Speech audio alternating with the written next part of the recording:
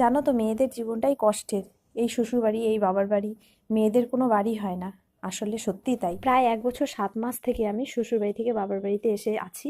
কারণ আমার দাদান শোনা হয়েছিল যখন, সে যখন পেটে ছিল তখন থেকে আমি এখানেই আছি। কারণ আমার বিশেষগত কারণে আমাকে এখানে থাকতে হয়েছে, কারণ আমার ওখানে সাপোর্টার ছিল না।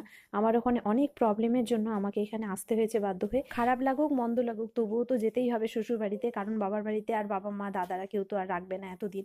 তো বাধ্য হয়ে চলে যেতেই হচ্ছে। এখন আজকে তো সত্যি এই যে কষ্টের, যে এতটা বেদনা দুঃখের, তো এই যে চলে যাওয়ার যে বিদায়টা, এটা একমাত্র যারা মেয়েরা তারাই বুঝবে আমার দুঃখটা কষ্টটা।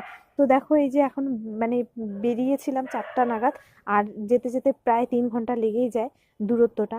তো এখানে চলেও এসেছি, আর ঘরের পরিস্থিতি দেখো, এটা আমার ছোট্ট একটা রুম। আর আসার পরে একদমই ভালো লাগছিল না, ভীষণই মনে পড়ছিল বাবা মায়ের কথা, খুব কান্না পাচ্ছিল। আর এতদিন থেকে না থাকার জন্য ভীষণই খারাপ লাগছে, আরও কি